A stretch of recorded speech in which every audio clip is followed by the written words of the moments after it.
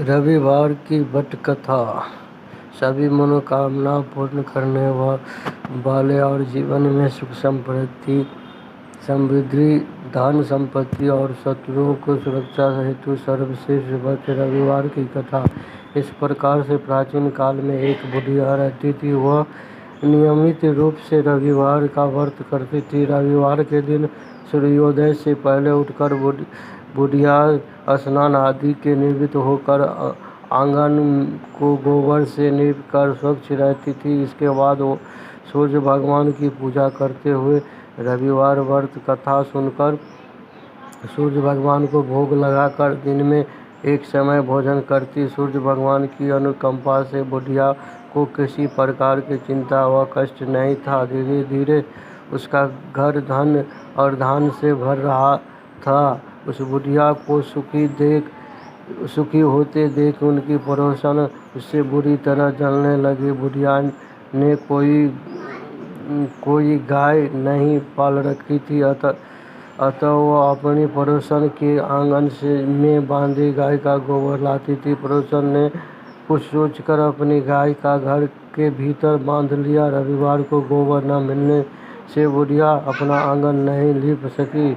आंगन न लीपने पाने के कारण उस बुढ़िया ने सूर्य भगवान को भोग नहीं लगाया और उस दिन स्वयं भी भोजन नहीं किया।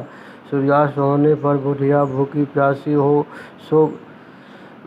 प्यासी सो गए। रात्रि में सूर्य भगवान ने उन्हें स्वप्न में दर्शन दिए और व्रत न करने तथा उन्हें भोग न लगाने की कारण पूछा। बुढ़िया ने बहुत ही करुणा स्वर में पड़ोसन के द्वार के अंदर गाय बांधने और गोबर न मिलने पाने की बात कही। सूर्य भगवान ने अपने अनन्य भक्त बुढ़िया की परेशानी का कारण जानकर उसके सब दुख दूर करते हुए कहा, हे माता, तुम प्रत्येक रविवार को मेरी पूजा और व्रत करती हो। मैं तुम्हें अति प्रसन्न हूँ और तुम्हें ऐसी गाय प्रदान करता हूँ जो तुम्हारे घर आंगन को धन्य धान से भर देगी। तुम्हारी सभी मनोकामनाएं पूर्ण होगी। रविवार का व्रत करने वालों की मैं सभी इच्छाएं पूरी करता हूँ। मेरा व्रत करने का कथा सुनने से बाँझ स्त्रियों को पुत्र की प्राप्ति होती है। इस स्वप्न में इस बुढ़िया को ऐसा वरदान देकर सूर्य भगवान अंतर ध्यान हो गए। प्रातः काल सूर्योदय से पूर्व ही उस बुढ़िया की आंख खुली तो वह अपने घर के आंगन में सुंदर गाय और बछड़े को देखकर हैरान हो गई। गाय को आंगन में बांधकर उसने जल्दी से उसे चारा लाकर खिलाया। पड़ोसन ने उस बुढ़िया के आंगन में बंधे सुंदर गाय और बछड़े को देखा तो उससे वो और अधिक जलने लगी। तभी गाय ने सोने का गोबर किया। गोबर को देखते ही पड़ोसन की आंखें फट गई। पड़ोसन ने उस बुढ़िया को आसपास न पाकर तुरंत उसे गोबर को उठाया और अपने घर ले गई तथा अपनी गाय का गोबर वहां रख गई। सोने की गोबर से पड़ोसन कुछ ही दिनों में धनवान हो गई। गाय प्रतिदिन सूर्योदय से पूर्व सोने का गोबर किया करती थी और बुढ़िया के उठने के पहले ही पड़ोसन उस गोबर को उठाकर ले जाती थी। बहुत दिनों तक बुढ़िया को सोने की गोबर के बारे में कुछ पता ही नहीं चला। बुढ़िया पहले की तरह हर रविवार को भगवान सूर्य देव का व्रत करती और कथा सुनती रहे, लेकिन सूर्य भगवान को पड़ोसन की चालाकी का पता चला तो उन्होंने तेज आंधी जलाई।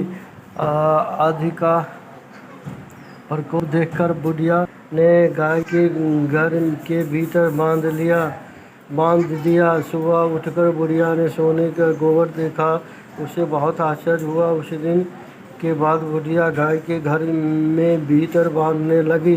सोने का गोबर से बुढ़िया कुछ ही दिनों में बहुत धनी हो गई। उसे बुढ़िया के धनी होने से परोसन बुरी तरह जल भूनकर राख हो गई और उसने अपने पति को समझा बुझा उस घर के राजा के पास भेज दिया। राजा को जब बुढ़िया के पास सोने का गोबर देने वाली बात के बारे में पता चला तो उसने अपने सैनिक को भेजकर बुढ़िया की गाय लाने की आदेश दिया। सैनिक उस बुढ़िया के घर पहुँचे। उस समय बुढ़िया सूर्य भगवान का भोग लगाकर स्वयं भोजन ग्रहण करने वाली थी। राजा के सैनिकों ने गाय और बछड़े को खोला और अपने साथ महल की ओर ले चले। बुढ़िया ने सैनिकों से गाय और उसके बछड़े को न ले जाने की प्रार्थना की। बहुत रोई चिल्लाई लेकिन राजा के सैनिक नहीं माने। गाय और बछड़े को चले जाने पर बुढ़िया को बहुत दुख हुआ। उस दिन उसने कुछ नहीं खाया और सारी रात सूर्य भगवान के गाय व बछड़े को लौटाने के लिए प्रार्थना करती रही। सूर्य सुंदर गाय को देखकर राजा बहुत खुश हुआ। सुबह जब राजा ने सोने का गोबर देखा तो उसने आश्चर्य का ठिकाना न रहा। उधर सूर्य भगवान को भूखी प्यासी बुढ़िया को इस तरह प्रार्थना करते देखो उस समय बहुत करुणा आई। और उसी रात सूर्य भगवान ने राजा को सपने में कहा, राजन, बुढ़िया की गाय और बछड़ा तुरंत लौटा दो, नहीं तो तुम पर विपत्तियों का पहाड़ टूट पड़ेगा, तुम्हारा महल नष्ट हो जाएगा। सूर्य भगवान के सपने से बुरी तरह भयभीत राजा ने प्रातः उठते ही गाय का और बछड़ा बुढ़िया को लौटा दिया। राजा ने बहुत सा धन देकर बुढ़िया से अपनी गलती के लिए क्षमा मांगी। राजा ने पड़ोसन और उसके पति को उनकी इस दुष्टता का लिए दंड दिया।